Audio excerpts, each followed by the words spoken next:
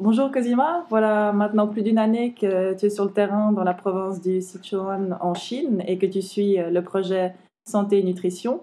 Donc c'est pourquoi on aimerait que tu témoignes de ton expérience et que tu répondes à quelques questions. Donc pour commencer, on aimerait savoir à quels besoins en fait ce projet de santé nutrition répond. Oui. Alors, il faut savoir donc, que le projet est implanté dans le district de Serchul. Donc, c'est situé au nord-ouest du Sichuan, en Chine. Et c'est une région à très haute altitude, en moyenne 4200 mètres d'altitude. Donc, c'est vraiment très haut et c'est très difficile de faire pousser des légumes, voire même impossible, surtout pendant les saisons hivernales. Donc, en conséquence, le régime alimentaire de la population est restreint aux produits qui sont dérivés du lait, donc la viande, le yaourt, le lait, le fromage, et puis à la tsampa qui est une sorte de pâte qui est faite avec la farine d'orge et du thé au lait. Donc en conséquence, il y a des gros problèmes de malnutrition chez les enfants et les adultes. Pour les enfants, notamment, beaucoup sont atteints de rachitisme et puis également ils ont des retards de développement. Près de 50% des enfants de moins de 5 ans ont des retards de développement. Et donc, ils souffrent de troubles intellectuels, notamment dus au manque d'iode, qui, du coup, influent beaucoup sur leur capacité de concentration et leur capacité à apprendre. En plus de ça, donc, il y a des légumes qui sont importés depuis des régions de plus basse altitude, mais ils sont d'une part vendus à un prix qui est assez élevé et donc inaccessible pour une grande partie de la population. Et en plus, le temps d'arriver jusqu'à Serchul, ils arrivent dans un état, on va dire, pas très bon, ils sont pas très frais et pas très propres à la consommation. Qui est directement concerné par ce projet? Alors depuis le début du projet, donc Norla a construit 8 serres dans 8 villages différents. Donc ces serres sont gérées par des monastères avec l'aide des communautés locales et puis des écoles. C'est-à-dire que les légumes sont d'une part donc, distribués pour les familles les plus défavorisées. Donc les légumes sont distribués gratuitement pour ces familles. Et aussi, les légumes sont utilisés dans l'école pour le repas du midi. C'est-à-dire que les enfants, quand ils vont à l'école, ils peuvent tous les jours manger aux écoles et puis avoir des légumes frais dans leur repas. Enfin, une autre partie des légumes est vendue dans les marchés pour les communautés locales. Et la vente de ces légumes permet de couvrir les frais de maintenance, d'achat des graines, de réparation, des serres, etc. Comment est-ce que la population locale est intégrée dans ce projet? Alors, donc, il faut savoir que déjà les serres, elles ont été construites à la demande des communautés. Il y a une petite anecdote assez surprenante, c'est-à-dire que dans ces régions où c'est bouddhiste, et c'est donc interdit de tuer des êtres vivants, quels qu'ils soient. Donc pour certains moines, au début, donc quand ils voyaient les cerfs, et dans les cerfs, la température est beaucoup plus élevée qu'à l'extérieur. Et du coup, ces moines disaient ah ben mince, dans la serre, les moustiques n'arrivent pas à survivre assez longtemps, ils survivent pas autant que à l'extérieur de la serre. Donc voilà, c'est pas très bien pour les moustiques, c'est pas très bien pour les animaux, tout ça.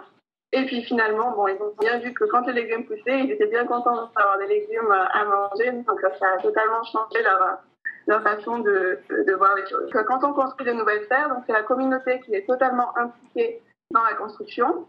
Donc par exemple, quand on a construit la serre à Gozu, donc tous les villageois ont participé, que ce soit les hommes, les femmes, les enfants, ils ont participé à monter la serre, à préparer les sols, à planter les graines, etc. Ensuite, quand la serre elle devient fonctionnelle, par exemple à Chiang-Mai, donc la serre elle est gérée par le monastère et par l'école. Et du coup, les élèves participent régulièrement au travail de la serre, donc ils ont pour ramasser les légumes, pour planter les graines, etc. Donc toute la communauté est impliquée. Oui, voilà, toute la communauté est impliquée. Donc il faut savoir aussi que la gestion d'une serre, donc ça prend du temps entre l'arrosage, la préparation des sols, etc.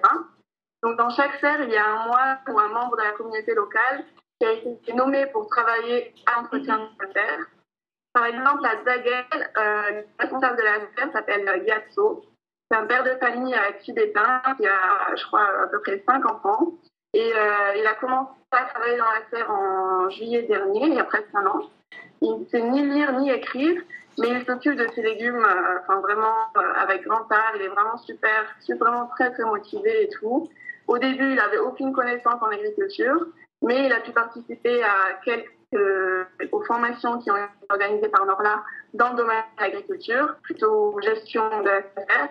Et puis maintenant, il produit une quantité suffisante de légumes pour les distribuer, notamment aux défavorisés, et également pour vendre une partie de la production, pour couvrir les frais de maintenant. En plus de fournir des légumes à la population locale, il a aussi créé un emploi pour ce Tibétain Gyatso qui est tout heureux de faire ce travail. Et puis, quels impacts ont déjà pu être constatés suite à la mise en place de ces serres? Alors donc déjà, le principal impact, c'est l'apport nutritionnel qu'ont les légumes pour les familles, notamment pour les familles défavorisées qui, d'une l'habitude d'aller acheter les légumes, n'ont pas les moyens. Donc, pour ces familles, c'est vraiment l'unique opportunité de manger des légumes. On va dire l'impact le plus significatif, ça a été pour les enfants, pour les élèves des écoles. À Gozu, à Jovo, à Chiang Mai, les enfants mangent le midi à l'école. Et maintenant, ils peuvent vraiment avoir des légumes à chaque repas, et puis des légumes frais et des légumes qui sont très bons. Et les enfants adorent manger les légumes. Enfin, quand j'étais sur place, j'ai jamais vu un enfant qui était plein de manger les légumes. Au contraire, ils étaient tous très contents.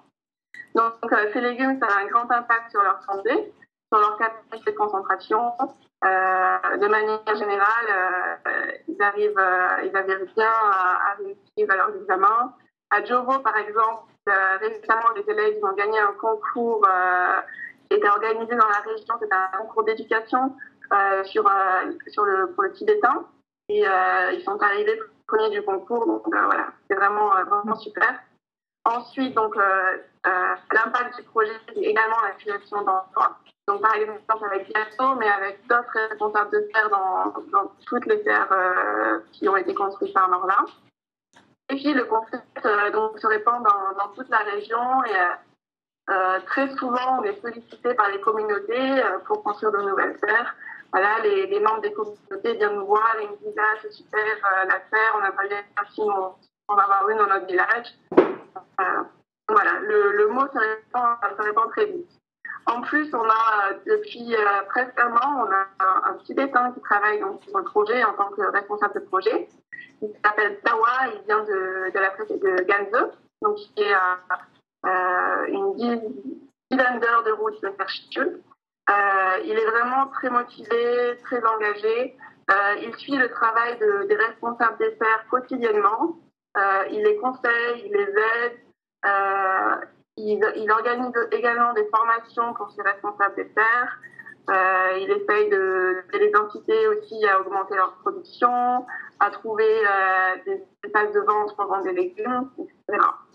Et donc, il organise des formations même dans d'autres régions, dans d'autres communautés locales où il y a aussi des terres qui ont été construites.